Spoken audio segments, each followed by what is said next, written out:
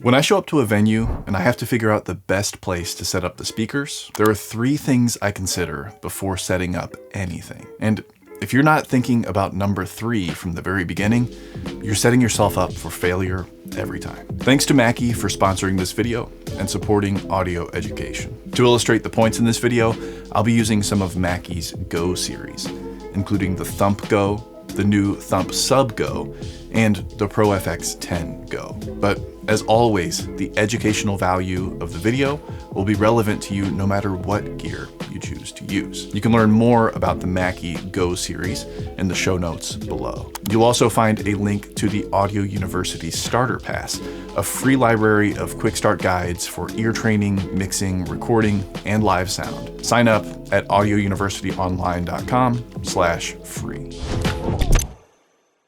One of the very first things I think about when I get to a show site is where is the power source? Because if we don't have power, we don't have working mixers and speakers.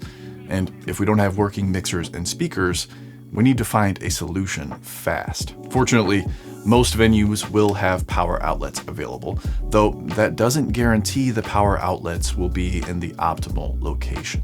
Ideally, you'll want a power source that's near the stage because that's where most of the gear that requires power will be. And if you have a front of house area, you'd hope to have power there as well. As we all know, this isn't always possible, especially if the venue wasn't really made for performances. You'll almost certainly need to run some extension cables, but I'd recommend keeping those cable runs as short as possible. Although, I say you'll almost certainly need power cables, but that's not necessarily true. These days, you can get some surprisingly powerful PA speakers that are battery powered, such as the Thump Go and Thump Sub Go from Mackie. Oh, and Mackie also has a battery powered mixer, the Pro FX10 Go.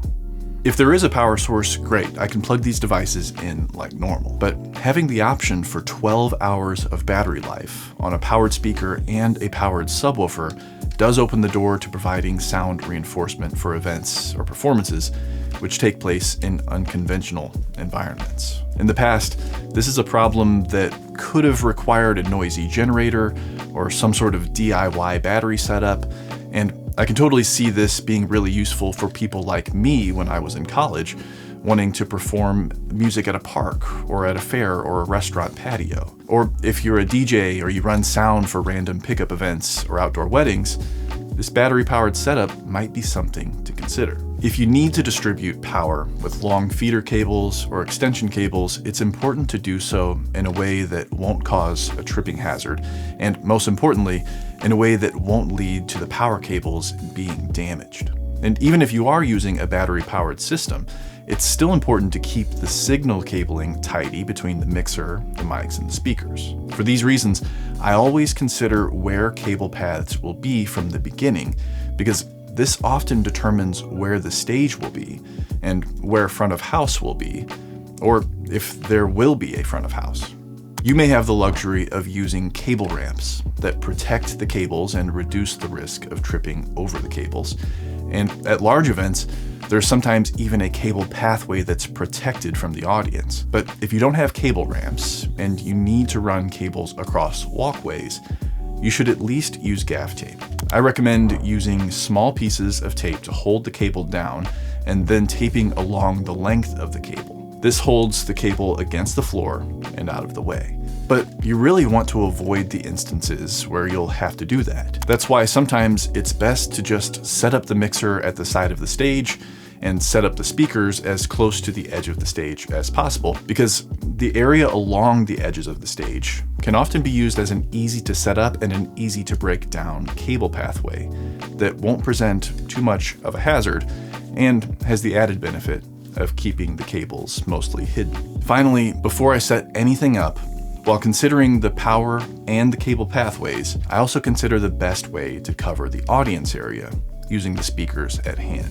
Looking into the specs of the Mackie Thump Go speaker, I can see the coverage pattern is 90 degrees horizontally and 60 degrees vertically. That means when the speaker is in the upright position, it will provide even coverage within a 90-degree area horizontally, and within a 60-degree area vertically.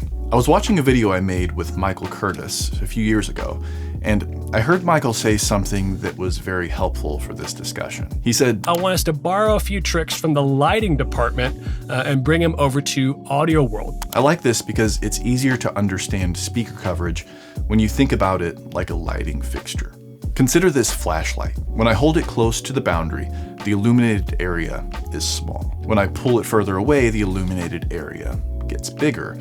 And that's because, similar to the coverage pattern of our speaker, the coverage pattern of this flashlight has a conical shape. Again, the Thump Go speaker has a 90 by 60 coverage pattern, so that's not quite a conical pattern, but this principle still holds true. The further the speaker is from the audience, the wider the area it will cover. But on the flip side, we can't forget that placing the speaker further from the audience will mean it needs to be louder, and there will also be more reflected sound relative to the direct sound. If we tried to cover a wide area with just one speaker, we may struggle to provide clear sound to those on either side of the speaker, or we may need to move it back so far that it's totally impractical. But when we break the audience into two halves and visualize two 90-degree speakers covering their respective halves, it becomes a lot more doable. In many cases, you can simply aim to place a symmetrical speaker like this so that it bisects one of the halves and aims toward the middle, or pointing directly ahead in many cases. It's nice when this ends up being close to the stage, because again, cable management.